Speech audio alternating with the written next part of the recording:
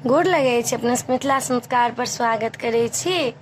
एकटा मधुश्रावणी जहन भऽ जाइए तऽ चुमाओन होइए नहि तऽ होई चुमाओन, मधुश्रावणी के चुमाओन अलग होइ छै तऽ वही मधुश्रावणी के चुमाओनक गीत दै छी। कोबर में बैसले पाबनि के दिने माँ, पाबनि के दिने माँ, कोबर में दुल्हा दुल्हा के करियन चुमाओन हे। पाबनि के दिने माँ, कोबर में दुल्हा दुल्हा के करियन चुमाओन हे। ब्रह्मा ओ विष्णु शंकर जयला, ब्रह्मा ओ विष्णु शंकर जयला। दुल्हा के आशीष देल हे, दुल्हा के आशीष देल हे।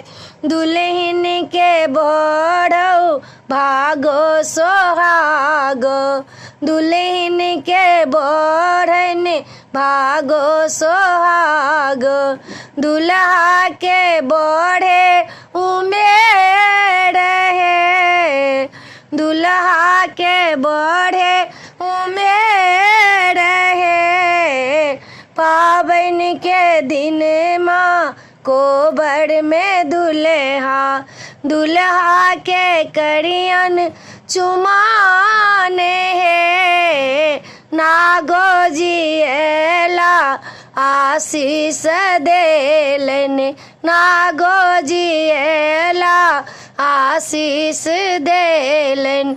गौरी गणेश से हो आयल हे, गौरी गणेश से हो आयल हे।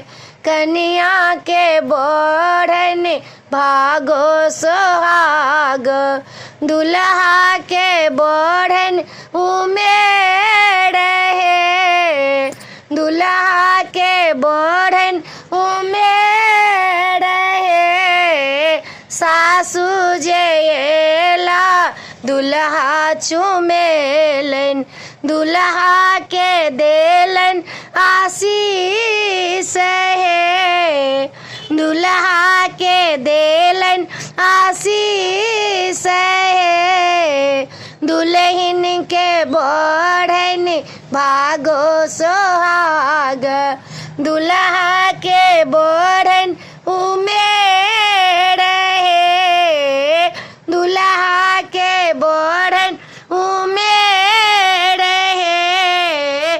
कोबर में बैसल पाबनि के दिने माँ, दुल्हा के करियन चुमाओन हे।